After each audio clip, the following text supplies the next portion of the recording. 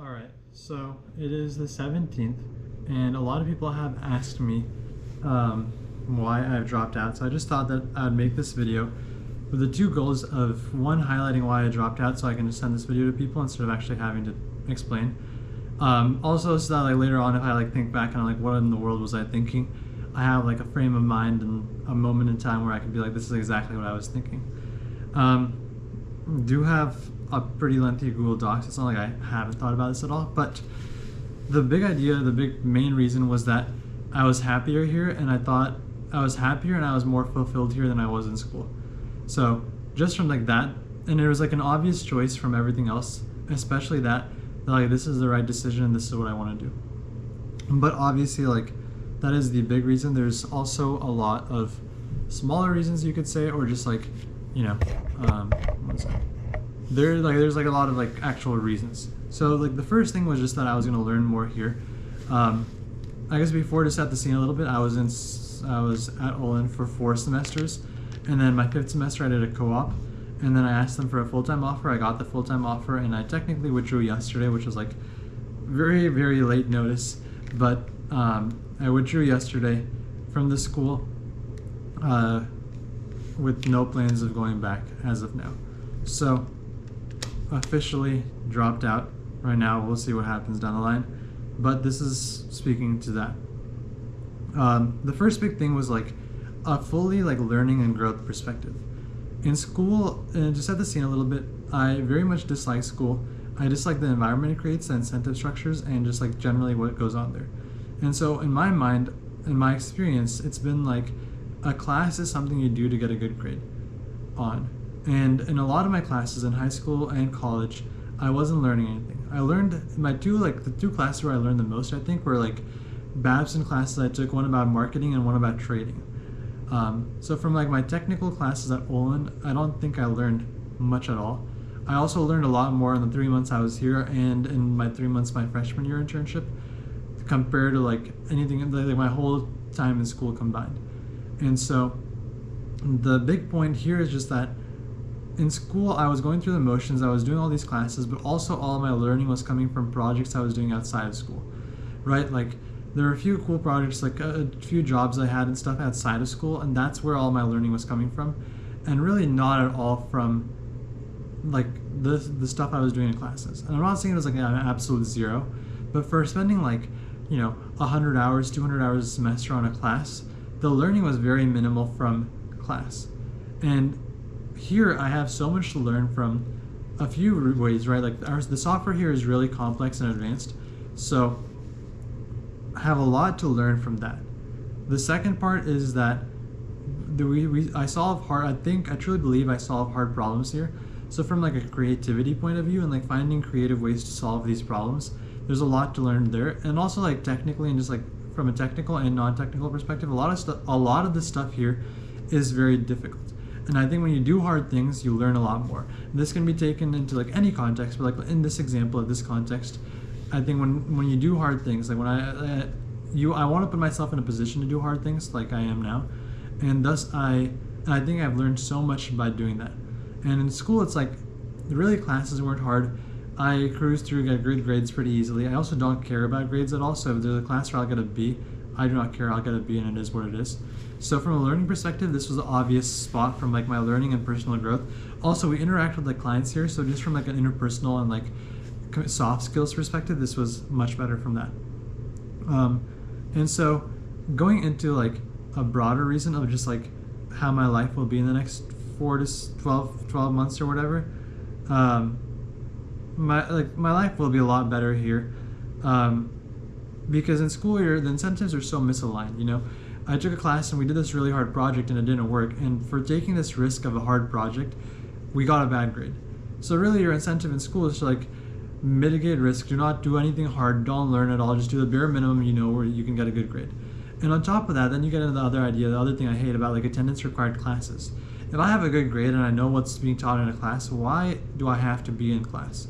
Yes, I understand there's kids who will not skip class, who will skip class and get bad grades, but if I have proven that I am an academic, I am a smart person and I can do what I say I'm going to do, why is the school forcing me to be in a class? And if you go to a class at 8 a.m. and you're there for 4 hours, it is mind-numbing, and you're tired coming out of it, and you're just like, by the time I'm out, I'm tired and everything.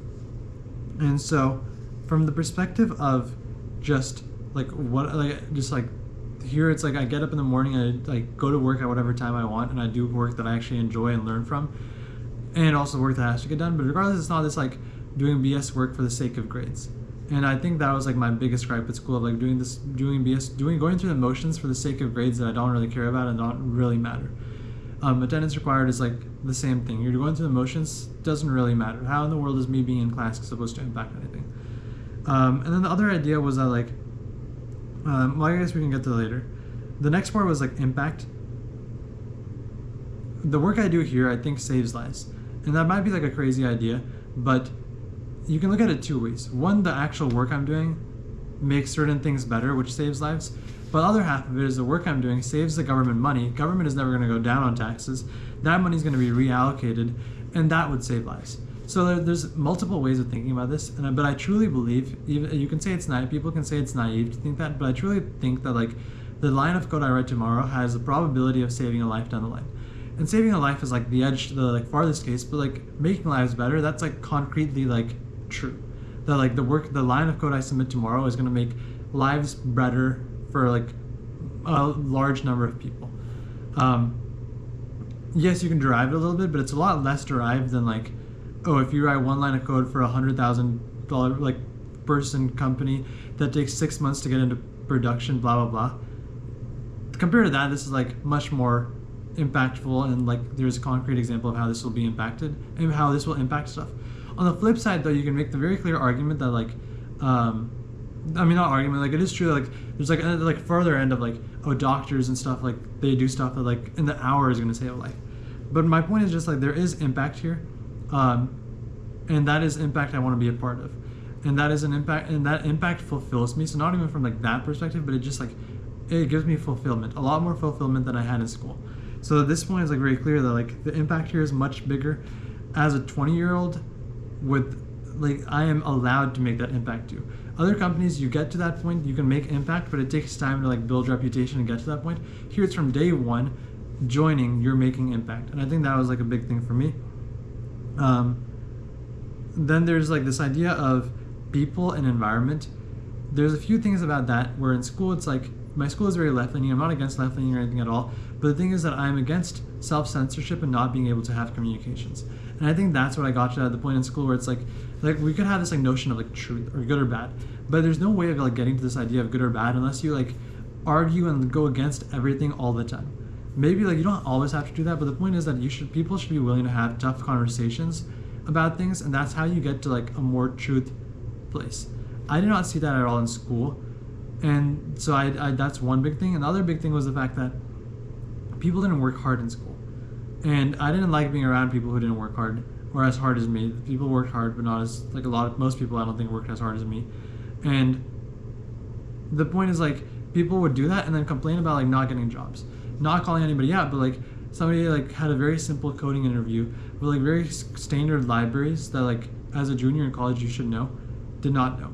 Not calling anybody out, but like the point is that people would apply to like 15 jobs and be like, I don't get a job, so the environment is awful. And it was like this environment of like one, victim mentality, and two, just like no hard work.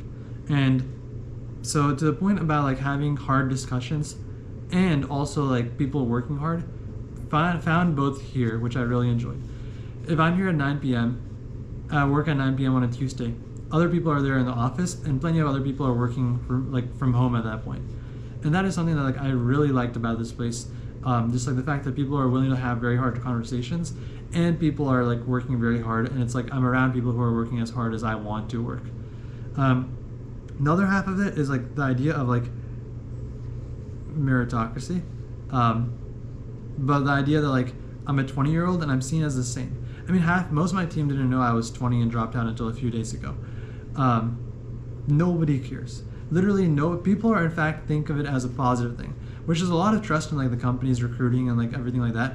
But people think of it like if I can do my work as a 20-year-old and I can provide impact and I can like add that plus one as a 20-year-old, people think that's a positive.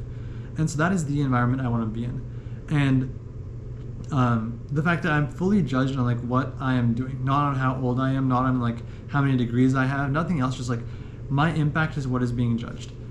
On the like that also kind of goes to, like there's like a very clear counter argument of like a bachelor's degree isn't required for certain jobs, and the point is like that is like that is like the biggest counter argument to like dropping out. And while that is true, I think that I have enough self-belief and I know I'll work hard enough that if I'm in a situation in the future where I need a job, I can get a job without a college degree. Also, I do not want to work at a company which has that requirement. If we look at like the fact that you can graduate with a CS degree and not even know what an if statement is, if a company is saying that that qualification means anything, then really what does that say about the company, and do I really want to work there?